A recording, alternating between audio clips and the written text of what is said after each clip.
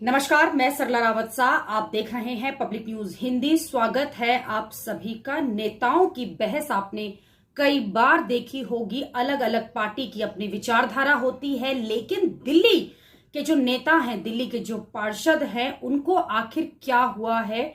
कभी मेयर के चुनावों में देखा जाता है किस तरह से सदन में हाथापाई कर रहे होते हैं, सदन में नारेबाजी कर रहे होते हैं, और अब जब मेयर चुनाव हो चुका है और स्टैंडिंग कमेटी का चुनाव होना है, तो हमने देखा बुधवार और वीरवार को किस तरह से सदन में लगातार हंगामा होता रहा, हाथापाई होती रही और सदन को स्थगित करना पड़ा शुक्रवार तक के लिए।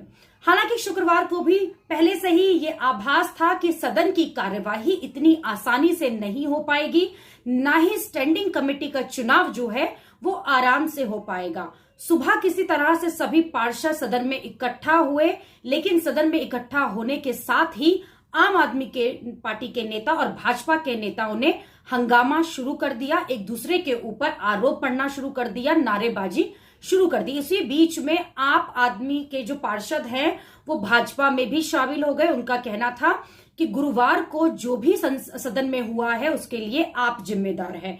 किसी तरह से पार्षदों ने अपना अपना वोट दिया। वोट देने के बाद जब गिनती शुरू हुई लंच के बाद, उसके बाद लगातार हंगामा होता रहा, एक दूसरे पर छींटाकशी चलती रही।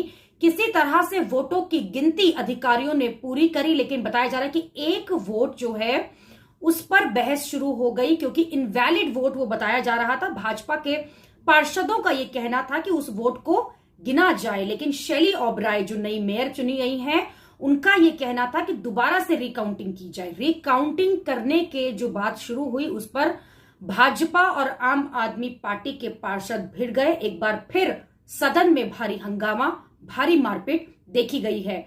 चुनाव अधिकारी जो हैं, जो निगम के अधिकारी हैं, उनकी बिल्कुल भी नहीं चल रही थी, ऐसा भाजपा के नेताओं का कहना है। उनका कहना है कि शैली ओबराय मेयर जरूर हैं, लेकिन जो चुनाव जिसकी निगरानी में होना था वो अधिकारी हैं, लेकिन शैली ओबराय अपनी ही चलाती हुई दिखाई दे रही थी। और शाम होते होते सदन में जमकर हंगामा, जमकर मारपीट हुई।